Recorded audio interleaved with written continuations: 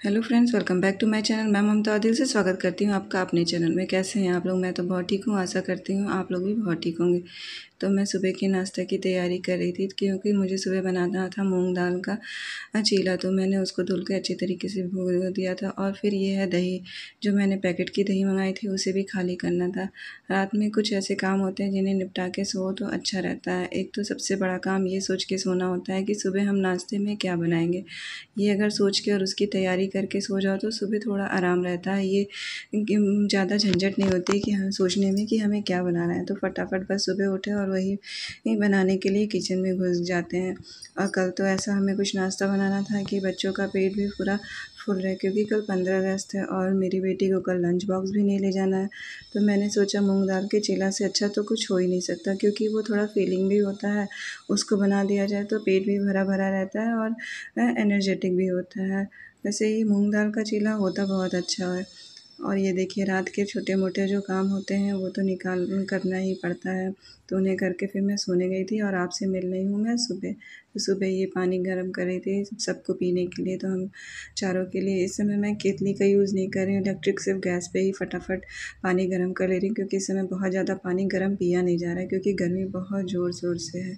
तो सुबह भी किचन में बहुत छोटे छोटे काम होते हैं। सिर्फ नाश्ता ही बनाना काम नहीं होता है, चाय बनाना ही काम नहीं होता है। ये छोटे मोटे काम भी टाइम टेकिंग होते हैं। तो मैंने चाय पानी सबको दे दिया था पीने के लिए। उसके बाद चाय गैस पे चढ़ा दी थी और फिर सोचा चलो मूंग दाल के चीले की तैयारी करते हैं। तो इधर काली मिर्च भी खाली हो गई थी, तो उसको भी मैंने फिल किया। और मूंग दाल के चीले के साथ खाने के लिए मुझे बनाना था मूंगफली की चटनी। तो मैंने एक तरफ मूंगफली को मतलब बिल्कुल लो फ्लेम में रख दिया था भूनने के लिए। इधर मैंने मूंग चीले के लिए थोड़ा सा अदरक और सिर्फ हरी मिर्च ली, और मूंग अरे हरे मूंग को जो है, मूंग दाल नहीं, हरा हरा मूंग जो होता है उसको भिगो दिया था। तो उसे ही पीस लिया था। थोड़ा मैं रनी कंसिस्टेंसी में ही पीसूँगी ताकि ये अच्छे से फैल सकता है। वो मेरे घर में ये सबको बहुत पसंद आता है। ये बहुत हेल्दी भी होता है। डायबिटिक पेशेंट हो, चाहे कोई अपना वेट लूज़ करना चाहता है, तो ये वाली जो नाश्ता होता है बहुत अच्छा होता है, क्योंकि एक खा ले तो फिर दोपहर तक तो भूख लगने से नहीं। तो इधर मूँगफली भी मेरी भुन गई थी। इधर मैंने चीले के जो बैटर बनाया था उसमें मैंने डाला हल्दी और नमक, सिर्फ सिंपल सा ही है। इसमें सिर्फ अदरक और धनिया अरे हरी मिर्च पड़ी और थोड़ी सी धनिया पत्ती मैं काट के डालूँगी। और मूँगफली की चटनी में तो मुझे ये चना, जो भुना चना होता है वो बहुत पसंद आता है। तो मेरे पास भुना चना नहीं था, तो मैंने जो चना दाल होता है उसे थोड़ा लो फ्लेम पे मतलब बहुत अच्छे से रोस्ट कर लिया था। तो वो बहुत ही अच्छे तरीके से भुन गया था। उसमें मैंने डाल दिया था हरी धनिया और हरी मिर्च और नमक। बस यही सिंपल सी ये हरी धनिया की चटनी भी बन के तैयार हो गई थी, जो मूँगफली की बहुत ही टेस्टी बन के तैयार होती है। उसको मैंने तड़का लगाने के लिए सरसों के तेल में राई, कड़ी पत्ता और साथ में सूखी हुई लाल मिर्च से तड़का लगा दिया था। देखिए कितना ही टेम्पटिंग लग रहा है ये मूँगफली की चटनी। इधर तवा भी गर्म हो गया था। तवा पे मैंने तेल डाला और ये चीला मैंने फैला दिया। चीला को थोड़ा मतलब अच्छे तरीके से ये चीला छोड़ देता है। मैंने थोड़ा सा तेल अधिक डाल दिया था, क्योंकि पहला है तो पहले के लिए थोड़ा सा तेल अधिक पड़ता है। और ये वाला जो मेरा चीला बन रहा है वो मेरी हाउस हेल्प के लिए बन रहा था, क्योंकि वो भी झाड़ू पोछा कर लेती है, वो जाने वाली थी। तो हम सबकी चाय और उनके लिए नाश्ता मैंने सोचा लाओ उनको बना के पहले दे दिया जाए, फिर हम लोग बाद में बनाते खाते रहेंगे। तो ये नाश्ता मेरी हाउस हेल्प के लिए है, तो वो अपना चाय और नाश्ता करेंगे। और इधर ये छोटी बेटी के लिए भी मैंने नाश्ता बना दिया है। बस एक ही खा लो तो वही बहुत बड़ा मतलब पूरा पेट भर जाता है, और ये उसे बहुत पसंद भी आता है। तो यही खा के वो आज चली जाएगी, क्योंकि आज उसे लंच बॉक्स नहीं ले जाना था। तो फिर कुछ ऐसा होना चाहिए जो पेट में दिन भर के लिए भरा रहे। और सुबह से 7 बजे से लेके 12 बजे तक स्कूल में ही रहना है। तो एप्पल और ये सॉस, मुझे समझ नहीं आता ये बच्चों को सॉस से क्या प्यार है कि वो सब चीज़ से सॉस ज़रूर खाते हैं। फिर मैंने उसको नाश्ता दे के उसको भेज दिया, घर के सारे काम करके पूजा पाठ करके। बस इधर मैंने वॉशिंग मशीन लगा दी थी और फिर मैं आ गई थी किचन में अपने। फिर दोपहर के खाने की तैयारी करनी। तो दोपहर में मुझे बनाना था राजमा, और मैंने रात में राजमा भिगोना भूल गई थी। तो मैंने उसे सिर्फ खूब खौलते हुए पानी में भिगो दिया था। ये बहुत ही जल्दी एक अच्छी ट्रिक है। अगर आप राजमा भिगोना भूल जाए तो सुबह आप खौलते पानी में राजमा को भिगो दें, तो 2-3 घंटे में अच्छी तरीके से ये फूल जाता है। और फिर मैंने राजमे को रख दिया था फूलने के लिए, और अपने लिए चली आई थी मैं नाश्ता बनाने। क्योंकि अब भूख बहुत ज़ोर से लग रही थी सुबह के काम करते करते। अब तो मतलब 9 से ऊपर हो गए थे। तो मैंने अपने लिए भी एक नाश्ता बनाया और इस समय आज मेरी बड़ी बेटी का स्कूल नहीं था तो वो घर ही पे थी, तो उसके लिए भी बनाया था। और मुझे ये कह रही थी, मम्मी आप जिस तरह का सूट पहनी हैं उसी तरह का आप चीला बना रही हैं। कल आप पीले रंग का सूट पहनी थी तो पीले रंग की कढ़ी बनाई थी। तो मैं उससे कह रही थी, अब बताओ आप किस कलर का सूट पहनूँ कि मैं उस कलर का खाना बनाऊँ। तो इसी बात पे हम लोगों में थोड़ी बहुत बात हो रही थी और उसी के साथ-साथ ये हमारा चीला भी बन के तैयार हो रहा था। वैसे सुबह के टाइम तो मौसम ठीक था, तो कोई उतनी दिक्कत नहीं होती है किचन में नहा धो के खाना बनाने में। तो मैंने अपने और उसके लिए फिर से एक-एक चीला सेंक दिया और फिर हम दोनों ने नाश्ता कर लिया था। ये मुझे भी बहुत पसंद आता है, क्योंकि ये मतलब मुझे लगता है कि बहुत हेल्दी है। बच्चों को खिला के मुझे बहुत सैटिस्फैक्शन मिलती है कि बच्चों ने कुछ हेल्दी खाया है। और ये प्रोटीन रिच भी होता है, तो बढ़ते हुए बच्चों के लिए तो ये नाश्ता बहुत अच्छा होता है। और ये देखिए बाहर अब बादल भी है मगर बहुत तेज़ से धूप हो गई। तो फिर उसके बाद मैं आ गई थी दोपहर में। दोपहर में मैंने, अब ये 1 बजे का टाइम था और मेरा जो राजमा मैंने भिगो के रखा था वो बहुत अच्छी के तरीके से फूल गया था। तो इस समय मुझे बनाना था राजमा चावल।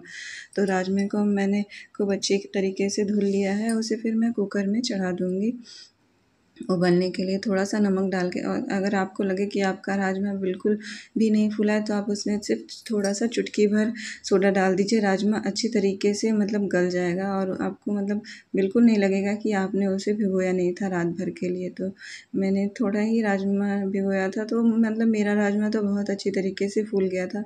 राजमा भी कभी-कभी बहुत तरह-तरह के आते हैं। कोई-कोई राजमा तो ऐसे आ जाते हैं कि उन्हें दसों-बीसों कुकर में व्हिसल लगा दूँ मगर वो होते ही नहीं। और कुछ राजमा जो होते हैं वो फटाक से ना ही फूल के और 1 ही 2 सीटी में अच्छे से हो जाता है। तो इधर मैंने दोपहर के खाने के लिए चावल भी धुल के रख दिया और प्याज को मैंने भिगो दिया है। प्याज को अगर थोड़ी देर के लिए भिगो के रख दें तो उसे काटो तो आँख में वो लगता नहीं है। ये मुझे बहुत अच्छा लगता है, क्योंकि मुझे प्याज आँख में बहुत लगते हैं और राजमा-वाजमा के लिए तो प्याज काटना ही पड़ता है। तो ये मैं बहुत अलग तरीके से और बहुत ईज़ी तरीके से राजमा बना रही हूँ। बिल्कुल काटना मतलब पीसना-उसना नहीं है, बस कुकर में मैं ये रफ़ली चॉप्ड करके प्याज़ और टमाटर सब कुछ खड़े-खड़े ऐसे ही मतलब बहुत ही रफ़ली चॉप करके डाल दूँगी। कुकर में सीटी लगा दूँगी जिससे ये प्याज़ टमाटर अच्छी तरीके से गल जाते हैं। प्याज़ अधिक हो गया था उसे मैंने सलाद के निकाल दिया और प्याज़ में मैंने थोड़ा-सा अदरक घिस लिया था और साथ में लहसुन। और कुकर में थोड़ा सरसों का तेल डाला, उसमें जीरा, तेजपत्ता और लाल मिर्च को डाल दिया। फिर उसके साथ हींग डाल के थोड़ा-सा जब तड़का मतलब गरम हो जाए, लाल हो जाए, तो उसमें हम वो जो प्याज़ और टमाटर, लहसुन और अदरक रखे थे उसे डाल देंगे और उसके बाद उसे हल्का-सा भूनेंगे नमक डाल के। बहुत इसमें ज़्यादा तामझाम नहीं है, बहुत ही ईज़ी तरीके से ये राजमा बन के तैयार होता है, बहुत ही टेस्टी बन के तैयार होता है। और जब कभी आपको जल्दी हो तो इस तरह से राजमा बनाना बहुत ही आसान होता है। तो बस नमक डाला और कुकर में सीटी लगा दी।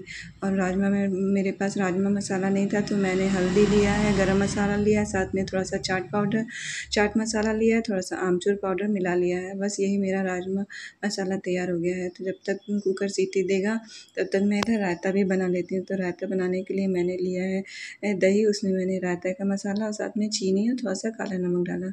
तो मुझे बनाना था खीरे का रायता। मुझे खीरे का रायता बहुत पसंद है और वैसे भी गर्मी में खीरे का रायता खाने से बहुत ठंडक मिलती है, मतलब अच्छा लगता है। और खीरे का रायता फटाफट तैयार भी हो जाता है, उसको बिल्कुल भी भिगोने की ज़रूरत नहीं पड़ती है। तो खीरे को मैंने अच्छी तरीके से घिस लिया है। वैसे अगर आपके पास बड़े वाले घिसनी हो तो उससे ही घिसना चाहिए। मेरे पास बहुत बड़े दाँत वाली घिसनी नहीं है तो ये थोड़ा महीन हो जाता है। वैसे ये भी खाने में बहुत अच्छा लगता है। तो मैंने खीरे को अच्छी तरीके से दही में जो मैंने रायते का दही में बनाया था उसी में डाल दिया था। इसमें थोड़ी-सी शायद चीनी कम हो गई थी तो मुझे फिर से इसमें चीनी डालनी पड़ गई थी, क्योंकि मेरे बच्चों को थोड़ा मीठा रायता पसंद है। और फिर मैंने उसे कश्मीरी लाल मिर्च से गार्निश करके किनारे कर दिया। और फिर अभी मेरा कुकर खुला भी नहीं था तो मैंने सोचा लाओ तब तक सलाद ही काट लिया जाए। तो इस सलाद में मैंने ये प्याज़ को काट लिया था। प्याज़ को मैं लच्छे प्याज़ को मैं ऐसे काट के बनाती हूँ ताकि वो छोटे-छोटे पीसेस में रहे। इसके ऊपर बस मैं थोड़ा-सा चाट मसाला और थोड़ा-सा कश्मीरी मिर्च और सिरका डाल देती हूँ। ये बहुत ही अच्छा होता है। मैं थोड़ा ज़्यादा ही बनाती हूँ ताकि मुझे 2 टाइम के लिए मतलब मुझे सलाद में ये वाली प्याज़ बहुत पसंद है और राजमा चावल चाहे सादा दाल-चावल रहे और रोटी-सब्ज़ी रहे, उसके साथ ये सलाद बहुत अच्छा है। और प्याज़ वैसे भी हमें गर्मियों में अपनी डाइट में ज़रूर से एक ना टाइम एक कच्चा प्याज़ ज़रूर ही खाना चाहिए और थोड़ा-सा सिरका डाल के बस रख दें तो प्याज़ ख़राब भी नहीं होता है। आप मतलब थोड़ी देर दूसरे टाइम भी खाएँगे तो आपको प्याज़ बिल्कुल फ्रेश मिलेगा, बल्कि और नहीं तो सिरका डालने से उसका टेस्ट और बढ़ जाता है। जैसे आप लोग को रेस्टोरेंट में वो लच्छा प्याज़ या तंदूरी प्याज़ होता है, वैसा ये वाला टेस्ट आने लगता है। तो इधर जब तक मेरा कुकर भी सीटी दे के खुलने ही वाला था, तब तक प्याज़ और रायता मैंने तैयार कर लिया था, तो इसे मैं एक किनारे रख दूँगी। एक काम के साथ दूसरे काम को निपटा लिया जाए तो खाना फिर बहुत जल्दी बन जाता है। मेरा लंच बनने में मुझे मुश्किल से 15 से 20 मिनट लगा था। वैसे तो कहने को राजमा था, मगर बहुत जल्दी बन के तैयार हो गया था।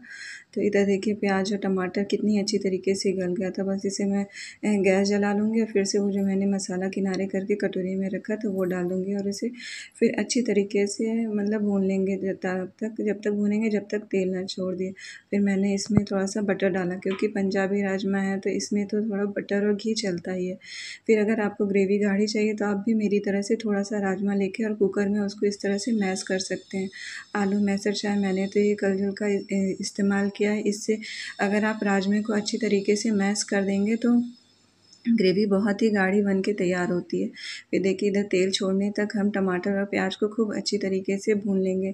फिर उसके बाद हम जो राजमा भिगो के रखे थे उबाल के उसे डाल देंगे। बस हमारा राजमा अब तैयार है। जब तक इसमें एक सीटी आ जाए, वैसे मैंने इसमें थोड़ा-सा पानी अधिक डाल दिया था क्योंकि मेरे बच्चों को थोड़ा-सा ग्रेवी वाला राजमा ज़्यादा पसंद आता है। तो फिर लास्ट में इसमें कसूरी मेथी डाल के बस इसको हम खाली कर देंगे। क्योंकि मुझे कुकर में चावल चढ़ाना था तो मैंने इस कुकर के राजमा को अपने कढ़ाई में खाली कर दिया था ताकि उसमें खाली करके फिर दूस कुकर में मैं चावल चढ़ा सकूँ और इसमें अपना खौल भी जाएगा एक बार में। जब तक इसको मैं खौलाऊँगी और इसको मैं एक अच्छा सा ट्विस्ट दूँगी तब तक तो मेरा चावल भी बन के तैयार हो गया था। और ये तेज़पत्ता एक तेज़पत्ता ऐसा है जो मसाले में कढ़ाई में सबसे पहले जाता है और खाने से सबसे पहले निकल भी जाता है। इसकी भी बहुत ख़राब आदत है। तो ये देखिए ये मैं जा रही थी राजमा में स्मोकी फ्लेवर करने, तो मैंने कोयले के टुकड़े को आग पे रख दिया था। जब वो थोड़ा स्मोकी हो गया मतलब जल गया तो उसपे मैं थोड़ा-सा बटर और हींग डाल के बस फटाफट से ढक्कन से ढक दूँगी। इससे जो स्मोकी फ्लेवर राजमा में आएगा वो किसी ढाबे से कम टेस्ट नहीं होगा। ये राजमा बहुत ही अच्छा बन के तैयार हो गया था।